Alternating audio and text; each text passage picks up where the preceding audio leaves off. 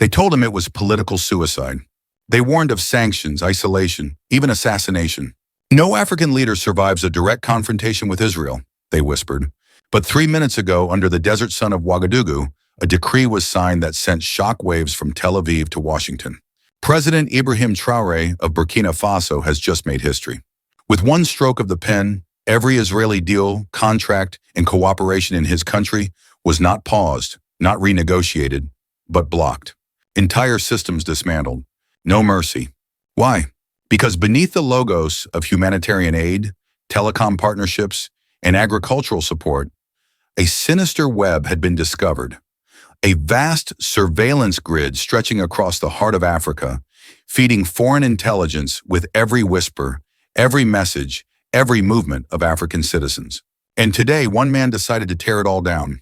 Stay tuned, because what you're about to hear isn't just about one country, it's about a continent standing up for itself. Subscribe and witness the moment Africa says, enough. It began with a whisper. A folder, unmarked except for the presidential seal, was slid across the polished mahogany desk of Ibrahim Traoré just before midnight.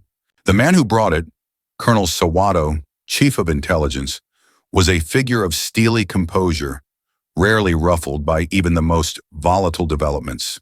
But tonight, his eyes betrayed something far graver. "Mr. President," he said quietly, "we have a problem that cuts deeper than any insurgency." Inside the folder were documents that would rob Traoré of sleep and eventually shatter the illusion of African sovereignty in the digital age. There were intercepted communications, financial records, schematics, satellite images, evidence that Israeli-backed corporations weren't just building roads, towers, or irrigation systems. They were mapping Burkina Faso's mineral deposits with military-grade precision. They were routing domestic communications through foreign servers. They were watching everything, without consent, without oversight, and most devastatingly, without any intention of leaving. At first glance, it looked like business. Contracts signed by former administrations, development projects wrapped in glossy brochures, promising prosperity and progress. But as Traoré studied the details, a pattern emerged. Too precise, too consistent, too coordinated to be coincidence. This wasn't foreign investment. It was digital colonization. Each file revealed layers of betrayal. Telecom towers operated under the guise of improving rural connectivity were actually data funnels, transmitting every text message, phone call, and GPS signal to encrypted Israeli servers.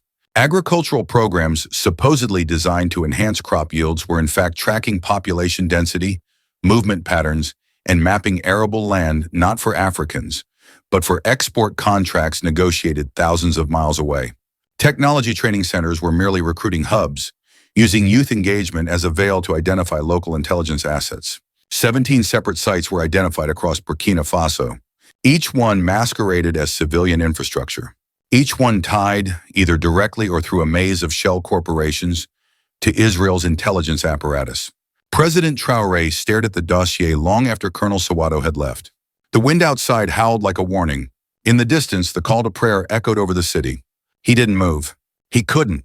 Every page was a chain, wrapped around the future of his people. And he knew, as his father had once told him by candlelight in their village home, there are some truths that once seen cannot be ignored. At 5 a.m, as dawn broke over Ouagadougou, Traoré picked up the secure line. "Wake them up," he told his generals. "Every unit, every officer. Today we cut the web." "What are the operational parameters, sir?" asked General Cabra. Traoré's reply was 2 words: no mercy. By 7 a.m., the streets still quiet from sleep, Burkina Faso's elite units moved with surgical precision. At the eastern edge of the capital, a sleek glass building housing a communications firm was breached. On the outside, it bore the look of a modern tech enterprise: corporate branding, tinted windows, busy staff. But within its basement, soldiers discovered what international media would later describe as the digital heart of foreign espionage in West Africa. Rows of humming machines cataloged citizen data, locations, social networks, voice patterns. Hard drives contained private information on over 2 million citizens, waiting for transmission. Simultaneously, 6 other sites were struck. A humanitarian warehouse turned out to house military-grade surveillance drones, coded with geographic coordinates corresponding to the nation's richest mineral zones. Another held biometric scanning equipment, supposedly for border security, yet never sanctioned by parliament. At each location, soldiers encountered no resistance. The enemy wasn't armed with bullets. It was cloaked in contracts, embedded in algorithms, and protected by diplomatic ambiguity. By 9 a.m., the web was tearing. The operation's success was absolute, yet Traoré understood that documentation alone wouldn't shift global opinion. Contracts could be explained away. Infrastructure could be defended with technical jargon. But action, unmistakable, bold, public, could not be ignored. At noon, as the midday heat blanketed the capital, he stepped before the national and international press. Cameras flashed. Microphones buzzed. The world waited for a response. His voice was clear, unwavering. Africa is no longer your laboratory. We are no longer your blind spot. Today, Burkina Faso reclaims its data, its dignity, and its destiny. The room fell into stunned silence. Then came a wave of gas, then questions shouted over one another. But Traoré did not entertain debate. His declaration was not an invitation. It was a line drawn in digital stone. But what we found inside changed everything. The headlines came fast, but the panic came faster. Within hours of Traoré's press conference, embassies across West Africa scrambled for clarification. Tel Aviv sent urgent diplomatic cables demanding explanations. Israeli ministers requested emergency calls. Western media blasted headlines. Burkina Faso's radical turn, president accused of sabotaging development ties, a rising authoritarian. But underneath the fury of the international response was something more unsettling. Fear. Because what Traoré revealed wasn't a theory. It was evidence. Proof that Israeli tech firms had created a lattice of surveillance masquerading as development aid. Proof that Ibrahim Traoré had not acted on suspicion, but on hard intelligence. And most terrifyingly for the global intelligence community, proof that their most covert operations could be exposed by a small West African nation with the courage to look closely. On the streets of Ouagadougou, thousands gathered, but not to protest. They came to celebrate. Students painted murals quoting Traoré's declaration, "Africa is not for sale." Old men sat in plastic chairs outside cafes, eyes glued to transistor radios, nodding in silent agreement. Market women whispered to each other between customers. We knew something wasn't right. University students printed leaflets about digital rights and data colonialism. Some even organized teach-ins explaining how surveillance hides beneath free Wi-Fi and smart agriculture. That same evening, something unprecedented happened.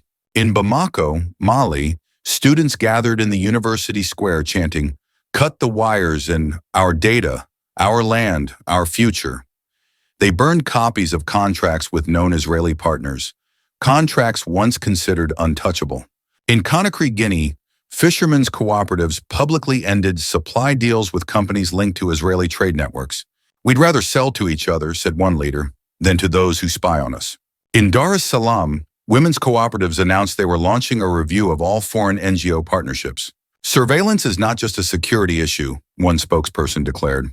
"It's a women's rights issue, a community issue, a sovereignty issue." None of this had been coordinated. There was no continental plan, no WhatsApp group uniting activists. This was something raw, deeper. It was instinct. For decades, Africans had felt the invisible weight of exploitation cloaked in development. But now someone had named it, exposed it, destroyed its hiding places. The spell was broken. In Tel Aviv, Netanyahu's government was reeling. Leaked cabinet transcripts revealed the Israeli prime minister furiously berating his intelligence team. How did this boy dismantle decades of strategic positioning in one morning? His voice, usually calm and calculated, cracked under the weight of humiliation. The arrogance that Africa wouldn't notice, shattered. Meanwhile, in the corridors of power in Washington and London, frantic meetings were convened. Not about Burkina Faso, but about the rest of Africa. If Traoré's model spreads, one advisor warned, we could lose the entire data architecture across sub-Saharan regions. And it was spreading. In Mali, President Ibrahim Traoré reached out via secure line. "We found similar nodes," he confessed. "Telecoms with direct uplinks to foreign servers."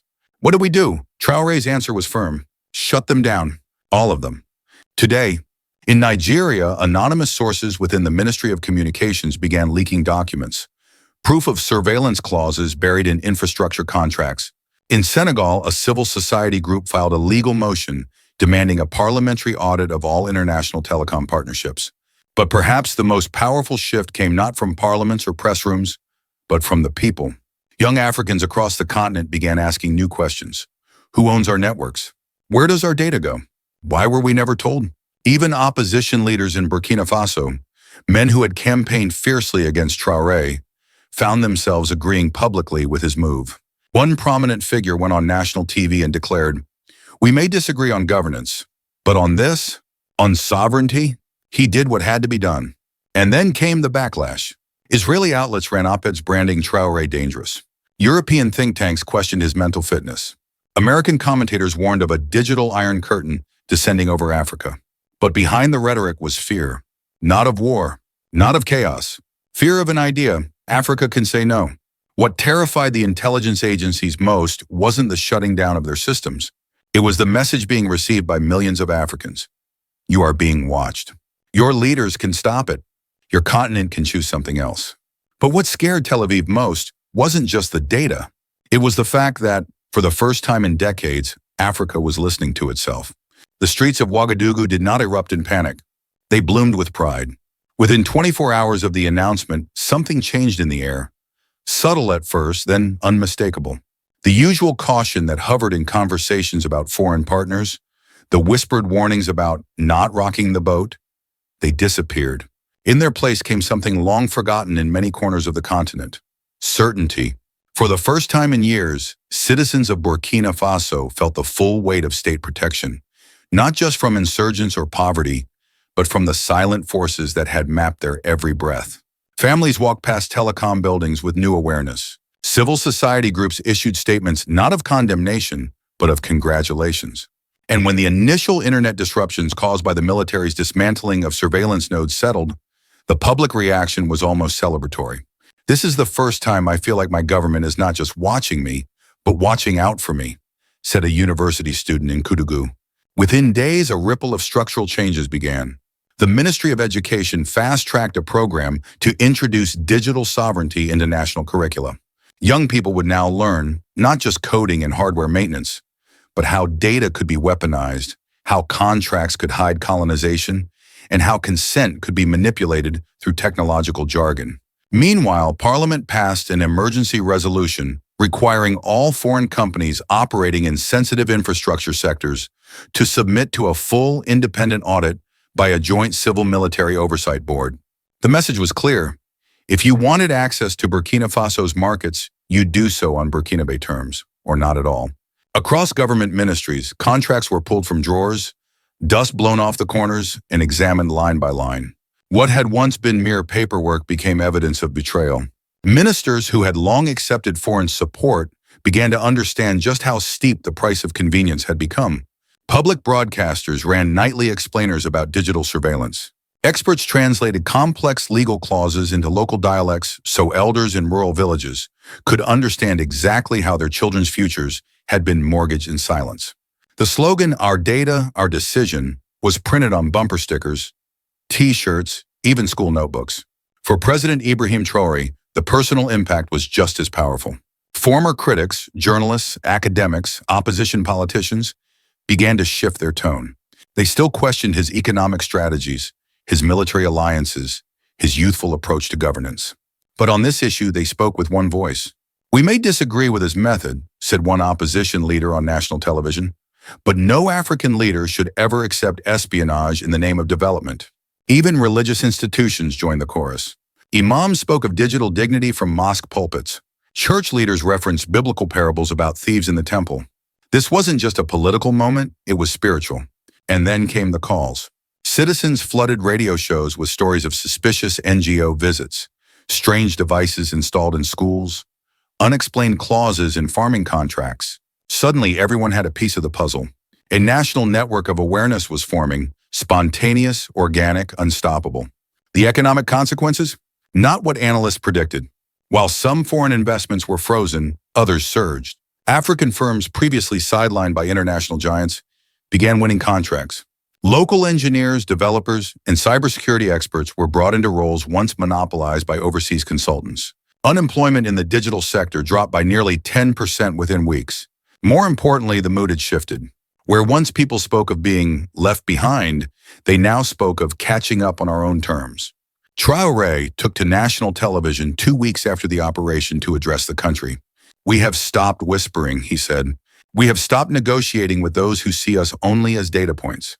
From now on, our soil, our airwaves, and our future will belong to us, and to those who stand with us in truth.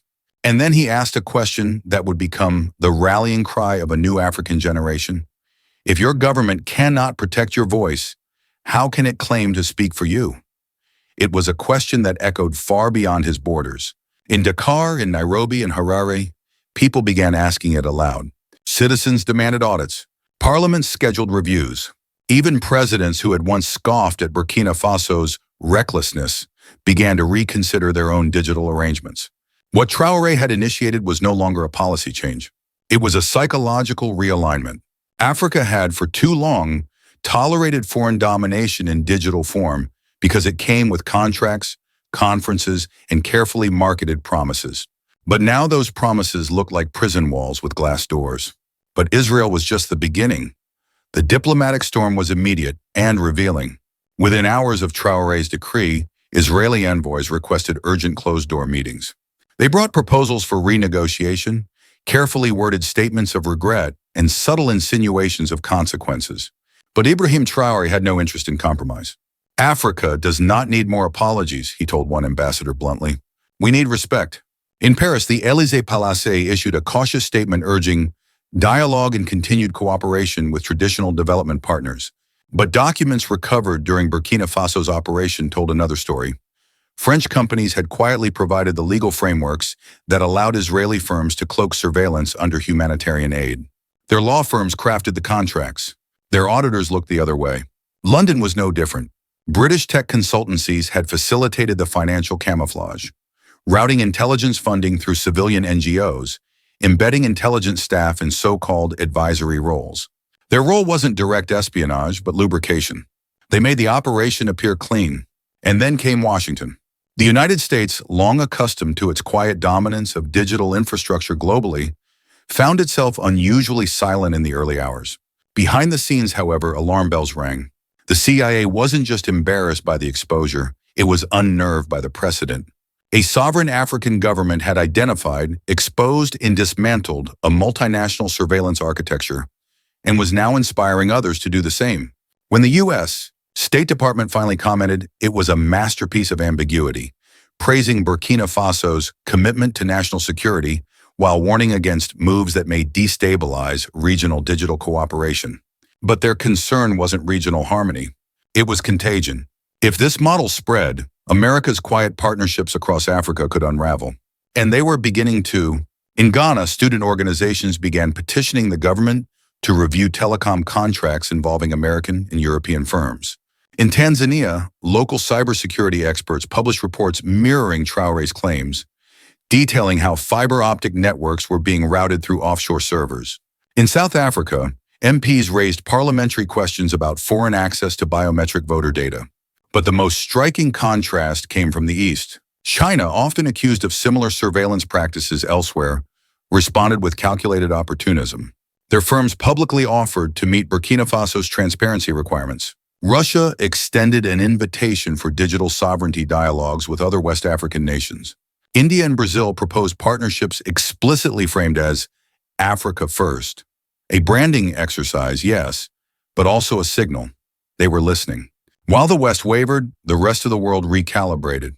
And in intelligence circles across Europe and America, one phrase kept surfacing. What if this becomes the new normal? Because what Ibrahim Traoré had done wasn't just terminate Israeli operations. He had shattered the illusion that Africa would always choose foreign expertise over digital freedom. He had demonstrated that sovereignty could be reclaimed not with weapons, but with will, data, and daylight. What if this framework spreads beyond Africa? 6 weeks after the decree, it was no longer just a national directive. It had become a continental manifesto. In a quiet meeting room in Ouagadougou, 6 West African heads of state gathered, not for ceremony, not for photo opportunities, but to draft something unprecedented. The Continental Digital Sovereignty Framework. Co-written by legal scholars, cybersecurity analysts, and intelligence officials from across the region, it was a document rooted in one powerful idea. Africa would no longer outsource its autonomy. For decades, digital development had arrived in Africa, wrapped in foreign branding, tethered to foreign servers and governed by foreign laws. Now, with the force of moral clarity and hard evidence, Ibrahim Traoré was reshaping the rules. The framework contained 5 revolutionary principles: total transparency for any foreign telecom or data infrastructure investment, no hidden clauses, no diplomatic blind spots, zero tolerance for undeclared surveillance. Any organization found engaging in espionage would be expelled immediately. Mandatory data localization. African citizen data must be stored on African soil, governed by African law. Continental cooperation. African intelligence services would share alerts on the suspicious foreign activity, treating an attack on one as an attack on all. Primacy of African interest. Any project that doesn't demonstrably serve local populations would be denied access. To Western analysts, these demands sounded impossible. To African citizens, they sounded like common sense. And something extraordinary began to happen. In Morocco, new legislation mirrored Traoré's localization protocols. Kenya launched a full audit of all international data sharing agreements. Nigeria passed a bill mandating transparency standards for any foreign-backed network. Even South Africa, long cautious about challenging foreign partners, declared its support for the principle that African infrastructure must serve African futures. And this time, it wasn't driven by ideology, it was driven by memory. The memory of what had been lost under the guise of partnership. The memory of generations who had watched their soil mined, their words monitored, their dignity traded for bandwidth. The question now is not whether Africa can secure its digital destiny. The question is whether the world is ready to engage with an Africa that refuses to be passive. Because the future will not be built in silence. It will be built by nations that demand clarity, by leaders who dare to protect invisible borders, and by elders who remind their grandchildren that freedom is not only about land, but about data, code, and connection. This is the Africa Traoré envisions, not reactionary, not isolated, but firm. A continent that knows its worth, guards its people, and speaks in one voice when the world comes knocking. This was no longer about one man or one nation. It was the beginning of something bigger. They said it was madness, that no African nation could stand alone against a machine as vast as the global surveillance state, that speaking against the silent colonization of fiber optics and satellites was political suicide. But Ibrahim Traoré chose to speak. And when he did, he gave Africa something more powerful than infrastructure. He gave it a mirror. He held it up to our leaders, to our people, to our children, and he asked, "Is this the future you were promised?" And suddenly what had been ignored for decades became clear. The contracts, the towers, the silent siphoning of voices and locations and lives, they were no longer invisible. Because one nation, one president, one folder of classified documents lit a match in the dark. Today, Burkina Faso is more than a name on a map. It's a warning to the exploiters and a signal to the brave. The landlocked country that once appeared peripheral is now central to a movement rewriting the rules of engagement between Africa and the world. And the man at the center of it all? He didn't need foreign degrees or elite invitations, just conviction. Because Ibrahim Traoré didn't just defend digital sovereignty, he redefined African leadership. Now the burden shifts to us. Will we demand the same transparency in our countries? Will we hold our leaders accountable to the principles of dignity, protection, and truth? Will we protect our children not just from physical danger, but from invisible chains written in code? If this message moved you, don't let it end here. Share it, talk about it, and subscribe for the future that Africa deserves and is finally claiming. And if you believe that sovereignty is more than a slogan, that dignity is not a diplomatic inconvenience, and that Africa has every right to defend its data, then say it loud in the comments, Africa rise. Our data, our dignity. New Africa. The age of silence is over. The age of clarity has begun.